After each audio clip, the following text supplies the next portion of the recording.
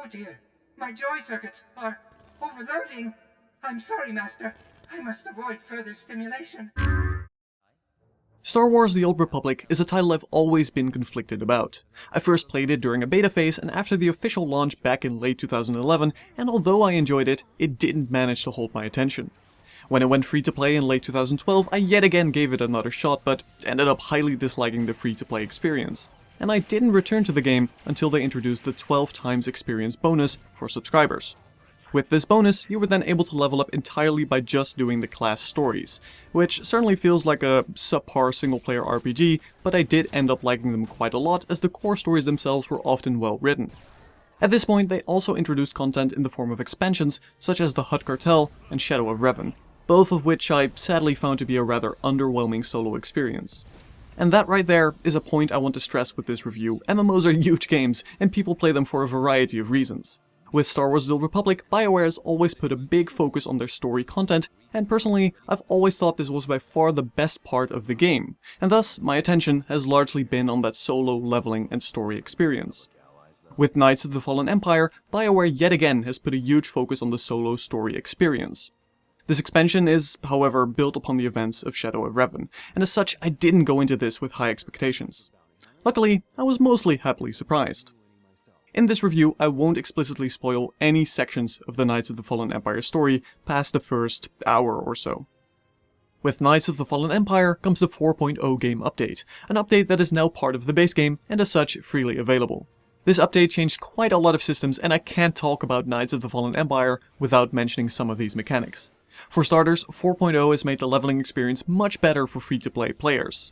The 12-time subscriber-only experience boost is gone and is now basically part of the base game. You can now reach the free-to-play level cap, that being level 50, entirely by just doing the class storyline and every core planet mission. In the past, you would basically have to do a lot of side quests and bonus missions in order to keep up with your class quest, which made it a really tedious and grindy experience that felt watered down by the largely inferior side quests. With 4.0, that is much less the case. You can now go through the enjoyable base class stories and decent core planet missions without having to worry about all those side quests. The leveling experience is further improved by allowing companions to take up any role you wish. No longer is a specific companion limited to one role, such as healing, damage, or tanking, but can be changed whenever you want, allowing you to take any companion with you without making it more difficult for yourself. Companions no longer require gear, as their statistics now improve automatically, which means you no longer have to worry about keeping their gear up to scratch either. And finally, the way their dialogue works in the base game has also changed.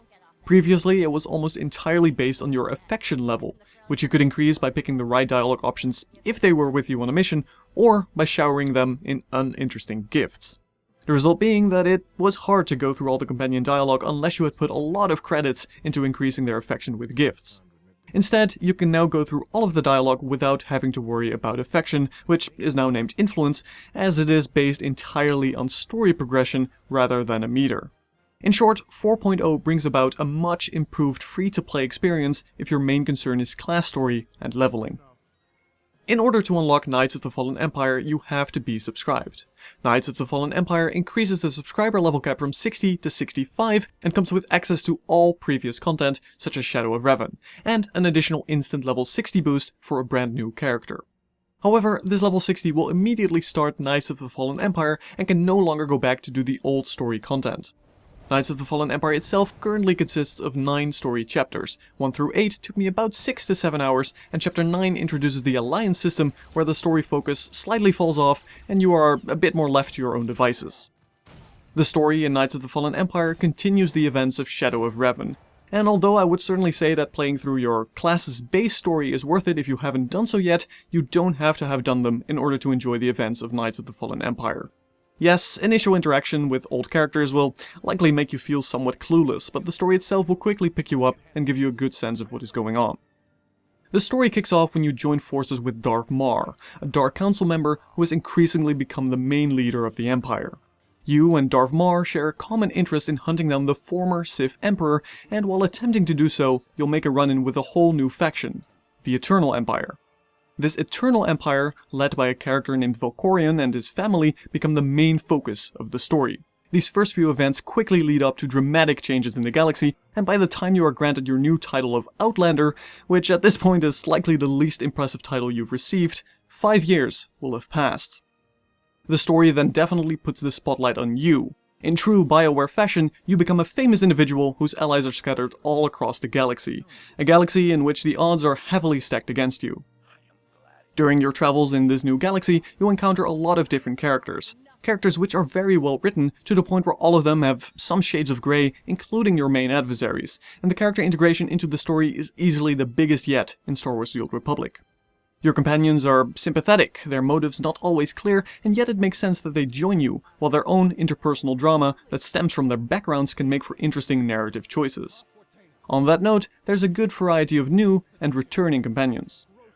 Throughout this all, your class is not forgotten either, and your identity as a Sith, Jedi, or bounty hunter is left intact. Although it doesn't lead to any significant changes, they keep the class flavor around, and at no point will characters mistake you for what you are. Though the fact that I have a jetpack is still grossly underused and underappreciated. The entire story is heavily instanced, and the game essentially tries to distract you from it being an MMO. While you could easily invite others along on your story, there is no reason to do so, and while you are playing through the first 8 chapters, you will very rarely run into any other players. This does fit thematically though. You are meant to be an important individual in a world full of enemies, being able to teleport back and browse the Galactic Trade Network for a new helmet, or having a random Sith jump from behind a corner on top of the group of enemies you are fighting, only to leave immediately thereafter, would make little sense, and the fact that everything is instanced does make you feel more part of the story. It is then easily the best part of Knights of the Fallen Empire, and it left me very happily surprised as the dialogue, cutscenes, and characters are simply the best in Star Wars: The Old Republic yet. Sadly though, the combat sections in between are still very much the same. Though the pacing between story and combat seems to have been designed in a much better way in comparison to Shadow of Revan and previous content, it still feels heavily subpar, as you wade through waves of incredibly easy to defeat enemies, which furthermore contain very little enemy variation. It is linear, it is easy, and it is very basic hotkey MMO combat that you simply want to get through as quickly as you can in order to continue enjoying the excellent story.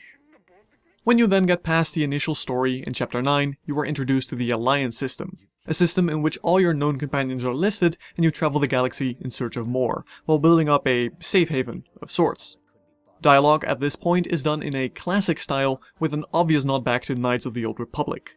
This dialogue system does have a larger variety of dialogue options and goes beyond the limitations of the dialogue wheel, but it's disappointing that player characters suddenly lose all form of voice acting, more than likely because this would be very costly to implement, which simply clashes with the rest of the game. It is, however, a fairly good compromise from BioWare. The characters you interact with are still voiced, and this style of dialogue works well. This Alliance system is essentially the only new endgame mechanic introduced in Knights of the Fallen Empire, and at this point your interaction with other players is likely to increase. The Alliance is run by advisors, which require a pretty heavy time investment. You level them up by giving them various crates, which in turn reward you with influence and cosmetic items.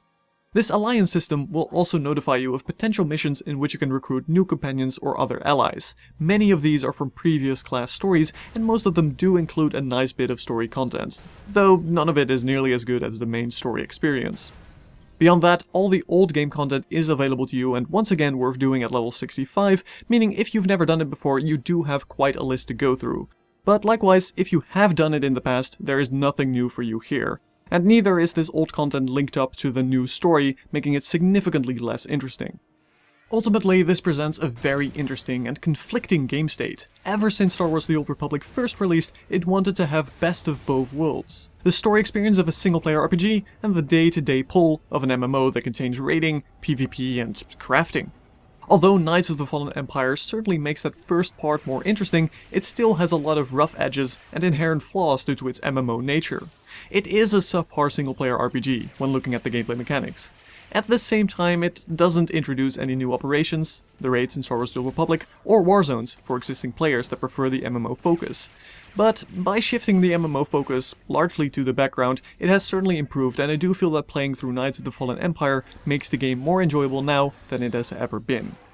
It's an interesting game, certainly not one I can easily recommend, and yet I've stated numerous times that I do enjoy it. If you're thinking of subscribing for 1 month, you've got a lot of great story content to go through at a relatively cheap cost, and there's certainly much to see. Yet it's still very flawed, and very important elements, such as simply the game's frame rate, have had little to no improvements from BioWare over the years, which, for instance, make it that I can't play through Warzones and remotely enjoy them.